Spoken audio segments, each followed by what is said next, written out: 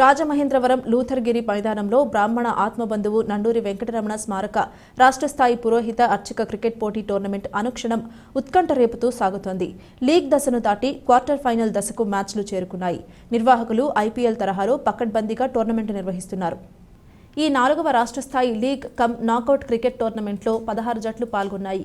8 జట్లు క్వార్టర్ ఫైనల్స్కు చేరుకున్నాయి. కొవ్వూరు, కాకినాడ, రాజమహేంద్రవరం, అన్నవరం, రాజమహేంద్రవరం 1, భీమవరం, నూజివీడు, విజయనగరం జట్ల మధ్య ఈ మ్యాచ్లు జరుగుతున్నాయి. క్రీడాకారులు ఉత్సాహంగా మ్యాచ్ల్లో తలపడుతున్నారు. 16వ తేదీ మంగళవారం ఉదయం సెమీఫైనల్స్ నిర్వహిస్తామని నిర్వాహకులు కాశీపట్నపు మణికంఠ శర్మ, నగర ప్రముఖుడు నండూరి సుబ్బారావు వెల్లడించారు.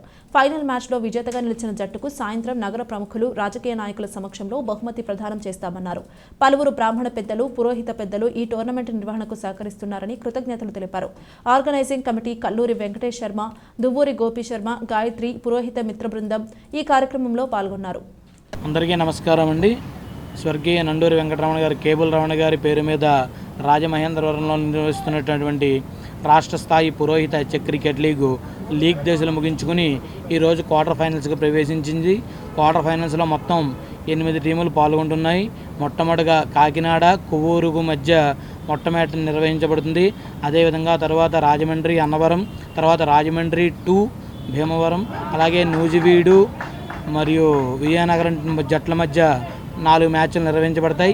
ఈరోజు క్వార్టర్ ఫైనల్స్ ముగించిన తర్వాత ఇందులోంచి 4 టీములు సెమీఫైనల్స్కి చేరుకుంటాయి. రేపటి రోజున ఈ 4 టీములకి కూడా సెమీఫైనల్స్, అలాగే మధ్యాహ్నం నుంచి ఫైనల్ మ్యాచ్ నిర్వహించడం జరుగుతుంది. ఆ తదనంతరం ప్రైజ్ డిస్ట్రిబ్యూషన్ కార్యక్రమం కూడా జరుగుతుందండి. ఇలాగా ఎంతో నిర్విఘ్నంగా భగవంతుని అనుగ్రహంతో వర్షాకాలం అయినప్పటికీ కూడా మధ్యలో ఒక రోజు ఆటంకం వచ్చినప్పటికీ మిగిలిన వర్షం చుట్టూ వర్షం పడుతున్నా సరే ఇక్కడ మనకి భగవంతుని అనుగ్రహంతో వర్షం నిలిచిపోవడంతో మ్యాచ్లు దిగ్విజయంగా కొనసాగుతున్నాయి. అలాగే రాజమండ్రిలో ఉన్న ఎంతోమంది పెద్దలు, దాతలు సహాయ సహకారాలతో ఈ యొక్క కార్యక్రమం నిర్వహించబడుతుంది. వీరందరూ కూడా ఇక్కడికి విచ్చేసి విజేతలను అభినందించి బహుమతి ప్రదానం కూడా చేయడం జరుగుతుంది. అలాగే రేపటితో ఈ పోటీలు ముగుస్తాయి.